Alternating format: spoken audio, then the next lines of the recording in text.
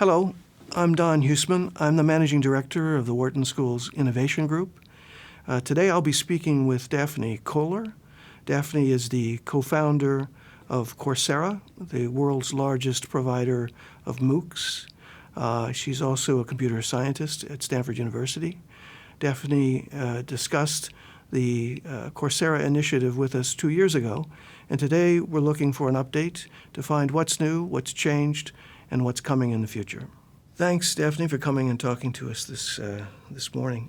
Pleasure to be here. It's been a couple of years since we saw you last, and 2012, when we saw you, was, according to the New York Times, the year of the MOOC. That's right. And then a number of people in the higher education press decided that by 2013, the revolution was over. That's so right. My question is the revolution over? No, I think we're in the Gartner hype cycle, and we're just, I think, emerging from the trough of disillusionment. Partly what happened was that the hype was completely unmerited. It was based on a presumption that we're going to put universities out of business, a position that we neither endorsed nor thought was the right thing to do. And then in 2013, we had the disillusionment because, whoa, it's been 12 months and we still haven't put universities out of business. Oh my gosh. So I think neither of those two views are the right one. What we're seeing as our target audience is people who are primarily working adults and are not currently candidates for traditional forms of education. That's the vast majority of our audience, and they keep coming. We have over 10 million users on the site right now, and they're very happy with what they're getting. And the rate of increases remain constant? Yes, we're seeing a significant increase over time in both the number of users overall, but also the number of active users on the site, and also a very significant increase in the number of people who consider this sufficiently valuable that they pay for one of the verified credentials, the verified certificates that we offer. In terms of looking at the metrics, some of those that you just mentioned, wondering what the key metrics are for you in terms of addressing some of the critics of the MOOC landscape. People have suggested, for instance, that the early demographic studies that showed that most MOOC participants are not who we imagine, but are rather well-educated, from developed nations, disproportionately male. Have those demographics changed, or is that a metric that you follow in terms of evaluating the initiative? Right. So we definitely follow those metrics. Those initial studies were done on a subset of early courses that were primarily graduate-level courses when offered at the universities that offered them, and as such appealed primarily to people with university degrees.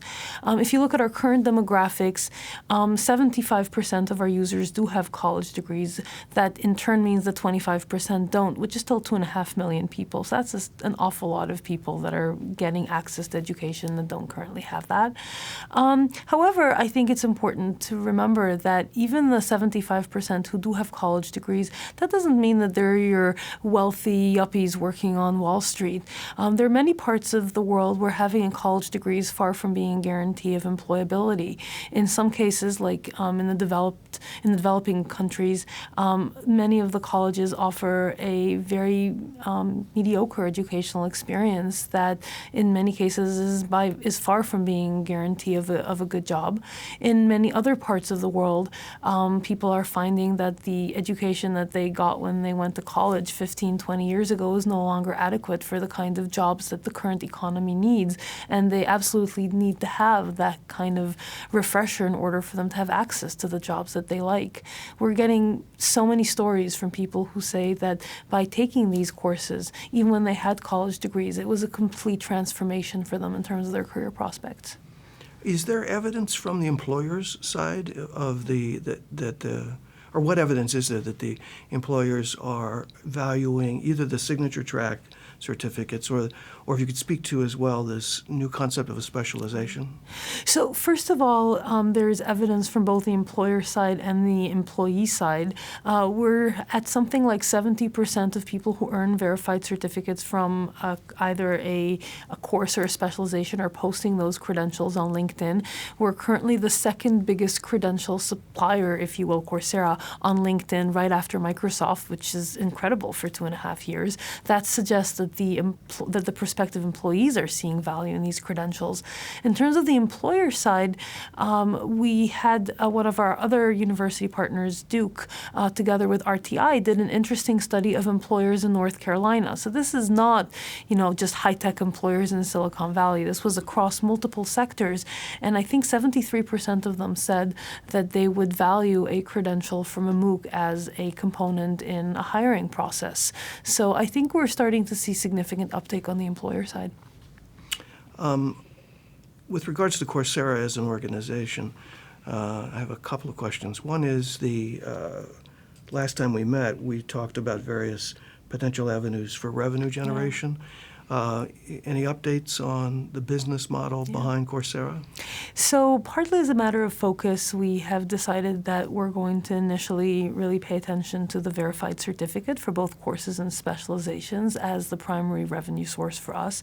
That's worked out really well in the sense that if you look at the number of people, of course completers, the fraction of course completers who are opting to earn a verified certificate, that number has climbed steadily from less than 10% when we started to somewhere between 20 to 25% right now, with some of the courses, especially ones that are part of those specializations that we talked about, which are these larger units of learning where there's also a project at the end that demonstrates the ability to apply those learnings in the context of a real-world problem.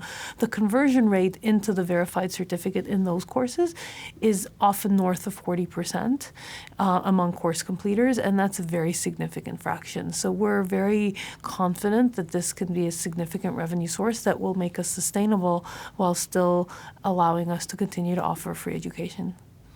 Is there an appetite on the part of companies who have HR departments and their own internal, professional development processes to reach out to you to use your materials or let's say the learning assets that are available through the Coursera platform for their own internal purposes? Absolutely. We've had contact with a relatively large number of companies, including some of the largest and highest branded employers out there. We have put this on hold temporarily until we build the current platform that is moving to an on-demand model, which would make the courses available to anyone at any time rather than at particular dates, which is the model that we've had so far. This will help our learners in the general public who are often working adults and cannot structure their lives around their learning. They need to structure their learning around their lives. But also it would be incredibly important, as we've heard from these potential corporate partners, because they need their employees to have access to the content whenever they need it to be there, as opposed to, at some particular start date that's arbitrarily determined by a faculty member's calendar. So that's going to be a key part of getting this into these corporate training programs. I wonder how that syncs with some of the feeling around the cohort model that was so distinctive regarding what you had managed to accomplish at scale and the role of social learning in the process of professional development and remaining motivated and staying with a project through to the end. Aren't those two at odds? That's a really great question, and one that we've spent a lot of time thinking about.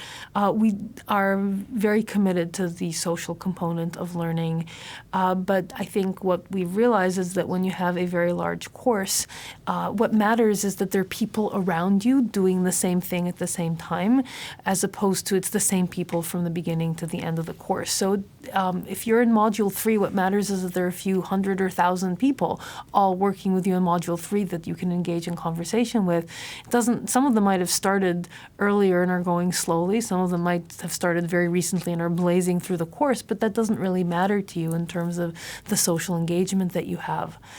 That being said, we're also building out the capability to create pre-constructed cohort. So, for example, a group of employees at a company or a group of learners in one of the learning hubs that we have in U.S. embassies around the world could come in and say, we're going to take the course together as a group, all of us on the same schedule.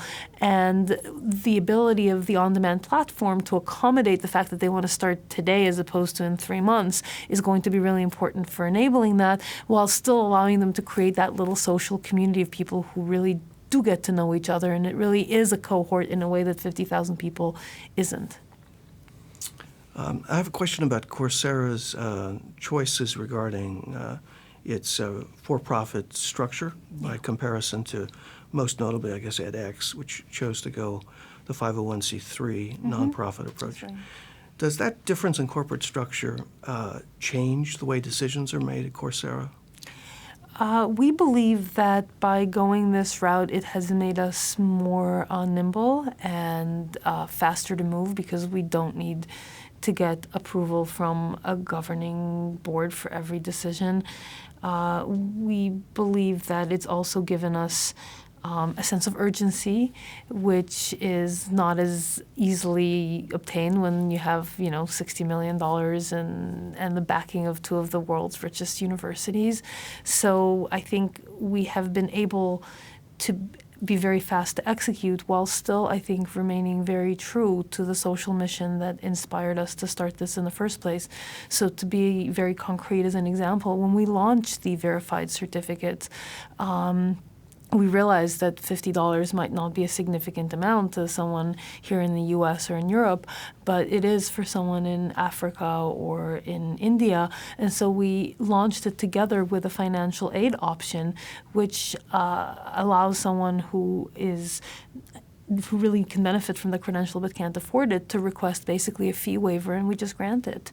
I don't think edX has had that. Maybe they had it recently, but they didn't in the beginning. And I think it really speaks to the fact that we're sort of balancing the commercial component of who we are, but also staying very true to our social goals. So the venture capitalists aren't a problem for you? No. They have not been pushing us to monetize. In fact, I have to say that the biggest pressure for us to bring in revenue has largely been that we wanted to bring revenue back to our university partners so that they can sustain course development, because otherwise it's a drain on resources that might be hard to justify because it's coming at the expense of something else. So we've started to bring in revenue as early as we did, primarily so as to allow our university partners to increase their content pipeline. And just one last question is just looking into the future a bit. Can you project where Coursera might be in 2 or 3 years? Yeah, well, I think it's a really exciting question, and I think there's different parts to it. First of all, today we're getting close to 900 courses. I think that early in 2015 we'll be at 1,000. I think in 3 years we'll have 5,000 courses. Which is about the curriculum of your average medium to large university in terms of the breadth of courses that we're able to offer. When you layer on top of that the very significant translation and localization effort that we're currently undertaking, that will be a time at which we can teach anybody, anywhere, anything they want to learn, which I think is a really compelling vision in terms of democratizing education. And we all know that democratizing education can have profound impact on pretty much any problem that plagues the world in making it a better place.